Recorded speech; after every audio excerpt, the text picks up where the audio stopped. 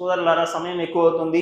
చివరిగా ఒక మాట ఏమిటంటే, ఒక విషయం ఇక్కడ ఈ మసీద్లో ఎక్కువగా ప్రచారం అవుతుంది ఈ మసీద్ గురించి. అదేమిటంటే, ఈ మసీదులో నమాజు తర్వాత గురువు గారు దువా చదవట్లేదండి ఆ మసీద్లో అని చెప్పి బయట ట్యాప్ ఉంది. అయితే మీరు ఒక్క విషయం నా తరపు నుంచి అడుగుతున్నాను. పాలకొల్లో కానీ మన ఆంధ్రాలో కానీ ఏ ఆలింనైనా నా దగ్గర తీసుకురండి, ఒక్క విషయం నిరూపించండి. నమాజు తర్వాత మహాప్రవక్త ముహమ్మద్ సల్లల్లాహు అలైహి వసల్లం వారు 5 పూటల నమాజుల్లో సలాం తిప్పంగానే దువా చేస్తున్నట్టు, సహాబాలు ఆమీన్ చెప్తున్నట్టు సామూహిక దువాను నిరూపించండి. సామూహిక దువా దైవ ప్రవక్త వారు చేసినట్టు ఒక్క హదీసు కూడా లేదు. ఛాలెంజ్ నాది. अलबत्ता ये जो नमाज के फिर सलाम फेरने के बाद दुआ है, तो इस बारे में जो राजे कौल है हमारी राय में, फ़र्ज़ नमाज के बाद अलग से फिर कोई हाथ उठा के दुआ करना, ये जो हमारे यहाँ मस्जिदों में मामूल है, इसका अलग से हमें कोई सबूत नहीं मिलता। जो नबी सल्लल्लाहु अलैहि वसल्लम का ये मामूल हो, इस पर कोई सबूत नहीं मिलता। बल्कि नमाज के बाद तस्बीहात हैं या सुन्नतें, फिर सुन्नतों के बाद हमें दुआ मांगनी चाहिए, क्योंकि हदीस में आता है कि नमाज के बाद दुआएँ बहुत कसरत से कबूल होती हैं। तो अगर कोई मांगना चाहे तो बहुत अच्छी बात है, हाथ उठा के मांगे, बग़ैर हाथ उठाए मांगे, लेकिन इस चीज़ को सुन्नत करार देना ये बहरहाल ठीक नहीं है। तो मस्जिदों में जब इज्तिमाई नमाज होती है तो फिर फ़र्ज़ नमाज के बाद इस तरह जो मामूल हो गया है ना लोगों का हाथ उठा के दुआ मांगने का, लोग इस अमल को सुन्नत समझते हैं, इसलिए इस अमल को बहरहाल तर्क कर देना चाहिए। जहाँ लेकिन इस तरह से कि फ़ितने का अंदेशा ना हो। बाज़ दफ़ा लोग लड़ने मारने पर आ जाते हैं, तो फ़ितना तो ज़्यादा बुरी चीज़ है। सवाल है, नमाज के फ़ौरन बाद इज्तिमाई दुआ करना, इसकी वजाहत करें।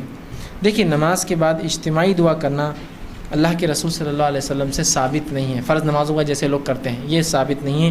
पूरी 23 साल ज़िंदगी में आपने एक बार भी नमाज के बाद, फ़र्ज़ नमाज के बाद इज्तिमाई दुआ नहीं करवाई। जो कुछ आपने की वो नमाज इस्तिस्क़ा बारिश की नमाज में की, या नमाज के अंदर की, फिर जैसा कि क़यामुल लैल में आप करते थे।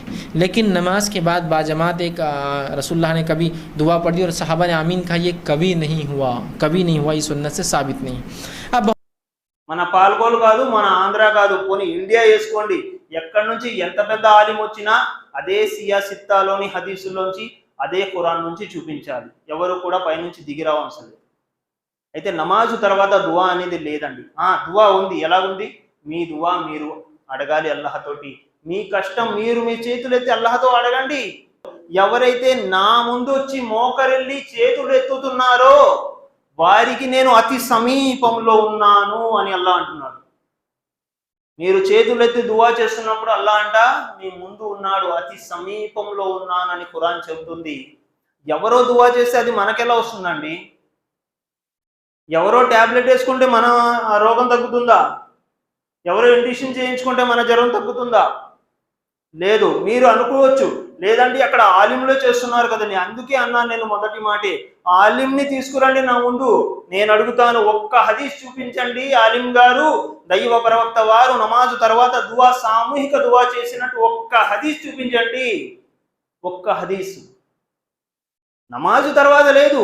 సామూహికంగా ఎలా ఉందంటే బయట ఎలా అంటే, ఒక వర్షం జోరున పడుతుంది, సహాబాలు వచ్చారు, ఓ దైవ ప్రవక్త అల్లా తరఫు నుంచి వర్షం జోరున కురుస్తుంది, దానికోసం మీరు దువా చేయండి, పంట అంతా కూడా పాడైపోతుంది, మునిగిపోతుంది వర్షంలో అంటే దైవ ప్రవక్త వారు అప్పుడు దువా చేశారు. ఒక బయట ప్రదేశంలో, మసీద్లో కాదు, దువా చేశారు. వర్షం ఆగిపోయింది.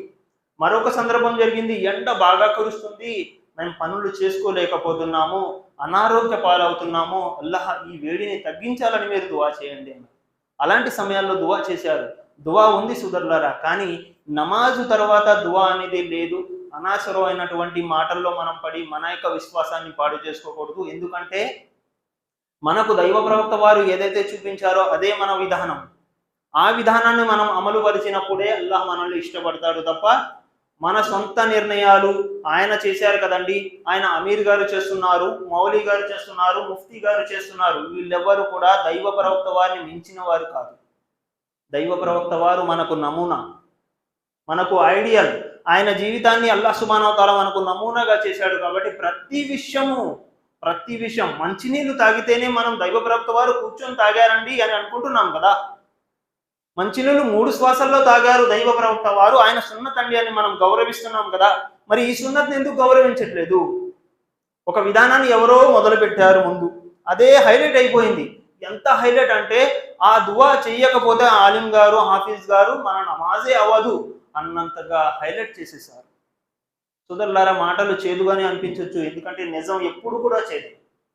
అడగండి, ప్రశ్నించండి, నేను అడగడం కాదు. ఇక్కడ జరుగుతుంది కదా గురువు గారు, మీరు దువా చేస్తున్నారు కదా అండి, ఎక్కడేమో కాదంటున్నారండి, మీరు ఈ దువా యొక్క రిఫరెన్స్ ఇవ్వండి, ఆడి ముఖాన్ని వెళ్ళి కొడతాను నేను ఈ రిఫరెన్స్ అని అడగండి. మీరు లేని హదీసు ఎవ్వరు కూడా తీసుకురాలేరు. కాబట్టి నమాజ్ తర్వాత అనేది దువా లేదు, మనం చేసుకోవాలి, సొంత దువా మనం చేసుకోవాలి. నేను డాక్టర్ దగ్గరికి వెళ్తే నా రోగం గురించి నేను వివరించుకోవాలి. అయ్యా నాకు ఇక్కడ నొప్పి వస్తుంది, ఇక్కడ నొప్పి వస్తుంది, ఇలా ఉంది అలా ఉంది అని నేను వివరించుకోవాలి. అప్పుడు డాక్టర్ మనకు మందిస్తాడు. నా యొక్క బాధల్ని నేను అల్లాహ్తో స్వయంగా చెప్పుకోవాలి. అల్లా నాకు ఈ కష్టం ఉంది, నాకు అనారోగ్యంగా ఉంది, నా వ్యాపారం బాగాలేదు, నా ధన సంపదలో శుభాన్ని బరకత్ లేదు, ఇవి నాకు ప్రసాదించే అల్లా అంటూ మనం మోకరిల్లాలి అల్లాహ్ ముందు, మనం దువా చేసుకోవాలి సోదరులారా.